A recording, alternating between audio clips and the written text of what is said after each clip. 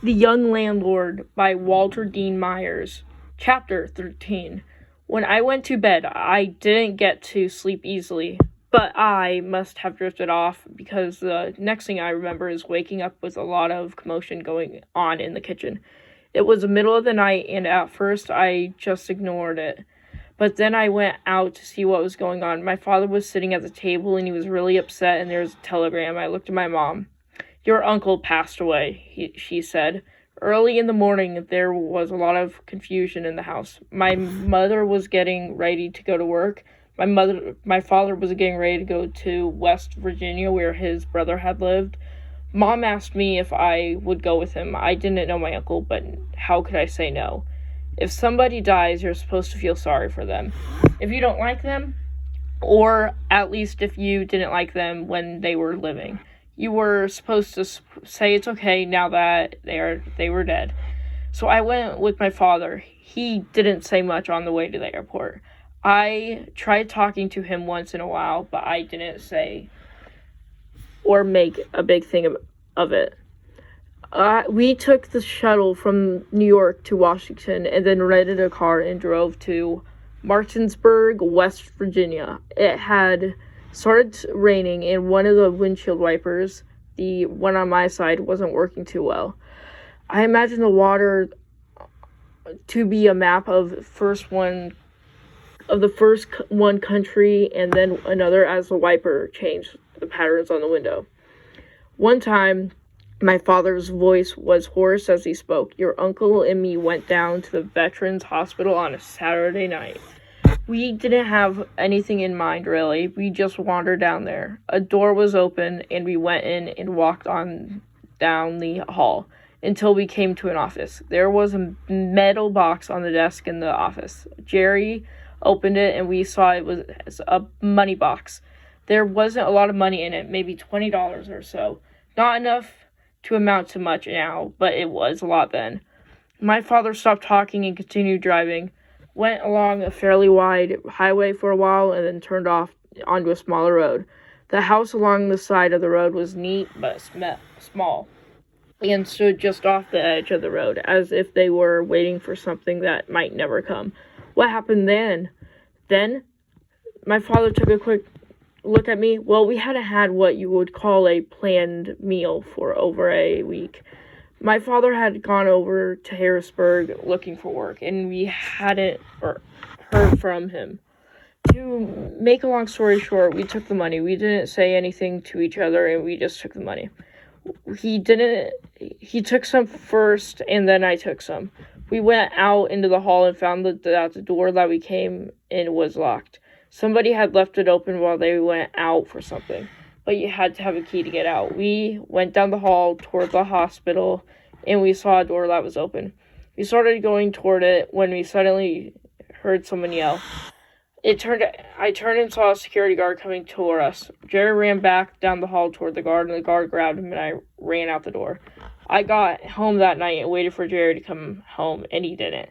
The next morning, the sheriff came and said that he had caught in the hospital stealing money. He told them he was not with a boy. He told them he had been with a boy he had just met, and I never got into any trouble. Did he get into trouble?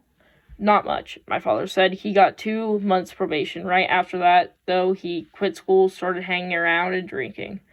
Never amounted to much, really.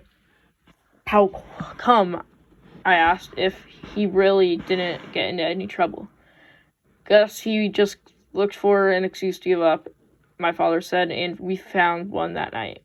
When we got to Martinsburg and went through the center of the town to a place where there was a group of houses, gray and huddled, near what looked like had once been a freight yard. You could still see tracks showing through in some places where the paved streets had worn down. Some of the houses were patched with tar paper, especially near the windows. We stopped at one of the places. Everyone said hello to my father, and some of the women started crying as soon as they saw him. They asked if I was his boy, and he said yes, and they said things about how I looked like him and what kind of thing. They were black, the same as me, but they were all like country folk. I was born and raised here, my father said to me. That was all he said to me in 5 hours or so we were there. We went with other cars to the church, taking some of the people with us in the rented car. I guess my father never knew there wouldn't be enough cars to take all the people, which was why he rented a car in Washington. The funeral was quiet with not too much preaching or anything. Even the crying was quiet, and I felt almost as if they were trying to keep the rest of the world from knowing that one of them has died. Afterwards, we ate and we sat around for a while, and then my father said we had to leave. "Y'all take care of yourselves," one woman said. She was thin and her wrists looked as if they would break if you grabbed them too tightly. She was my Uncle Jerry's wife. She came up to my father and they held each other for a while. And then we left. When we got into the car and my father started it up, I began to turn around to see them one last time. "Don't look back," my father said harshly. But I already did, and they were standing there looking at us getting ready to leave, and they didn't look a whole lot different than the stones in the graveyard as they stood together in the last light of the day. We drove back to Washington and left the car. I felt glad when we got onto the plane and headed back to New York. All the way back home, I thought about my father living there and being with those people. It was a part of his life that I hadn't even suspected was there. And I wondered how much more there was to him. "Do you feel bad about your brother?" I asked. "I mean, what happened after he stole the money?" "Yeah," he said, folding his hands. "I do. It wasn't your fault that he drank or anything," I said. "I know," my father said. "It wasn't my fault that things went wrong, and I guess it's not my fault that I couldn't think of anything to do for him after things did go wrong. But I lost Jerry somewhere long before he died. I lost him." "I guess it's a funny feeling," I said, "kind of like a person dying even before they're dead." He nodded, and then we stopped talking. It was early in the morning when we got back home. He came in to say goodnight after I got into bed. I wondered as I lay in the bed, kind of sorting things out, if he thought I might not make it go for it, like his brother, and that he might lose me, too. Losing people like that, the way my father put it, was scary. I thought about who I might lose, and then I thought about that maybe I didn't have anyone to lose because nobody was my responsibility. And I wasn't that close to anyone except my parents, and didn't figure to lose them. Gloria could lose people easier than me, I thought, because she got closer to people than I did.